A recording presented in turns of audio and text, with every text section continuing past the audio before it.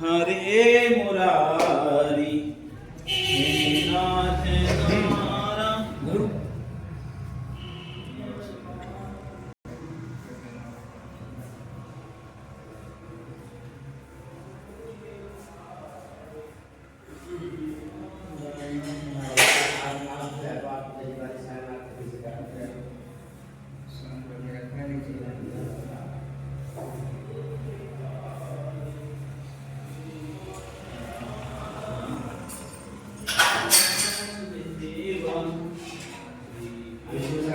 भगवान के सारे मन सवाल और सैन आप भी सोच रहे हैं विचार आप से हो जाए समय आस्ते दशावीर गुण सर्वगण कुसुस्ताय आत्मा कार्य का का सन्य वयसनि अग्नि प्रजम बहुलाभे कायोस्वान्नम कायोरे तो अस्मा सुदत्ता ओम आराध्निपातिवकुं राजा ऋतुर्प्राहिकामवि दिवा सदा पुंसे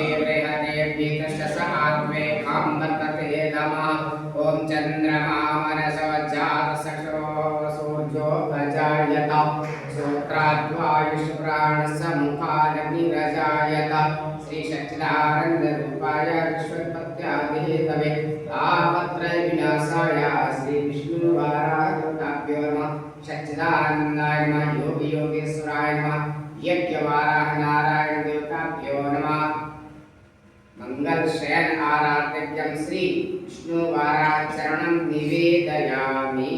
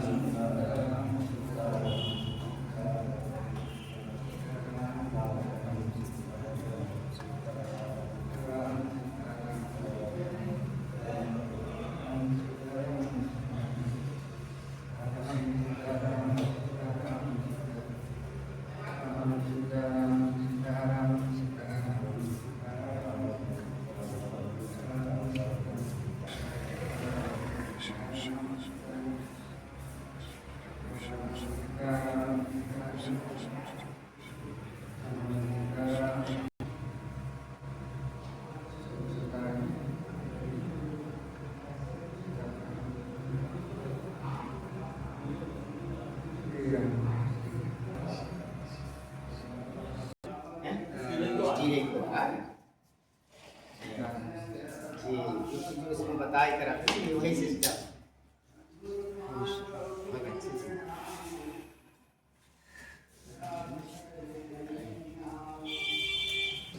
बहुत सही से क्या करते हैं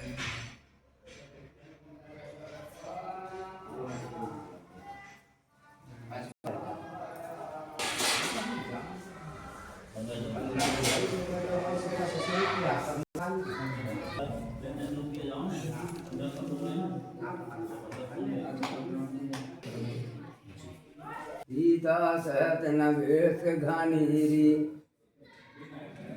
सीताराम सीताराम सीताराम सीता भनी सविता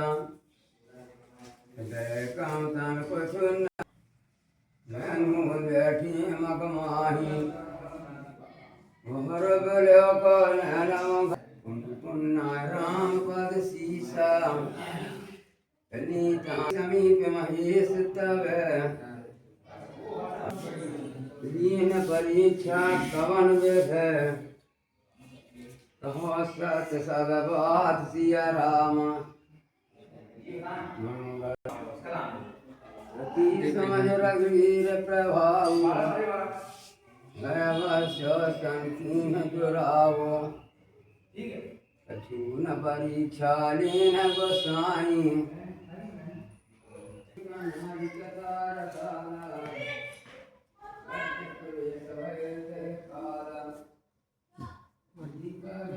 बोले श्री विष्णु वराय भगवान की जय। भगवान के 24 अवतारों में भगवान का वराह अवतार हुआ। वराह तो को विरगात अंगुष्ठ परिमाण कहा। अंगुष्ठ के बराबर भगवान हुए, लेकिन देखते ही देखते गज मात्रा प्रवृद्धे तदद्भुतम अभून महत। गजराज की भांति भगवान का प्राकट्य हुआ और भगवान ने हिरण्याक्ष का वध करके उसका उद्धार किया था। वही विष्णु वराह भगवान का आप सब इसमें दर्शन कर रहे हैं कि प्रत्यक्ष भगवान स्वयं प्रकट हुए हैं। स्वयंभू विष्णु वराह भगवान हैं जो जगत का, जो दर्शन करने आते भक्तों का, सबका कल्याण करते हैं। और सबसे प्रथम अवतार भगवान का हुआ था जो वराह अवतार हुआ था, आप उसका दर्शन कर रहे हैं। वही वराह अवतार, ये 24 अवतार, इस वराह अवतार में हम सभी दर्शन करते हैं। बहुत दिव्य दर्शन है। यहाँ हम आए हैं और श्री चित्रकूट धाम से स्वामी जी हैं और सभी ऊपर देवता हैं, सब दर्शन कर रहे हैं। बोलिए वराह भगवान की जय। और इधर भगवान के अनंत अवतारों का भी, जो 24 अवतार हुए उनका भी दर्शन है, दर्शन कराइए। साक्षात श्री हनुमान जी, भगवान राधा कृष्ण, बहुत सुंदर दिव्य दर्शन है यहाँ पर।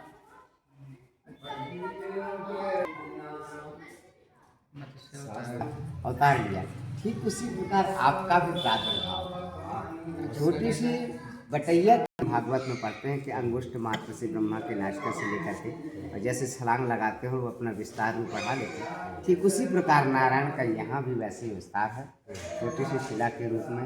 फिर नारायण ने अपना स्वयं प्रचार शुरू किया। जब भक्त भूल गया तो पड़वा का रूप लेकर के अर्धरात्रि में फसलों का नुकसान करने लगे। किसानों ने देखा, शाम तक तो रहते थे, उन्होंने देखा कि हमारी रात में फसल का नुकसान होता है, वो रात में रुकना शुरू किए। देखते हैं कि 12 के बाद एक विशाल पड़वा आता है जो हम लोगों की फसलों का नुकसान करता है। लोगों ने छेकना चाहा, रोकना चाहा, परंतु परमात्मा की लीला, उनको कौन रोक सकता है।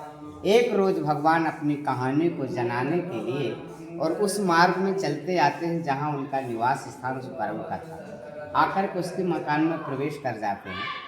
लोगों ने देखा कि हम इसका मकान पहचान गए, सुबह आके हम इससे बात करेंगे। सुबह आकर के जब उनसे बात करते हैं तो वो हाथ जोड़ के खड़ा होता है, मेरे पास गाय भैंस बकरी मैंने कुछ पाला ही नहीं है। लोगों को विश्वास नहीं हुआ, उन्होंने कहा नहीं हमारे घर की तलाशी ले लो। उसके घर की सर्चिंग लेने पर भी जब कुछ नहीं मिला, अब वो इस विषय से चिंतित हुआ। तब नारायण ने उसको स्वप्न दिया, बेटा तेरे यहाँ जो शिकायत आती है ये शिकायत मैं लाता हूँ। मैं कौन हूँ?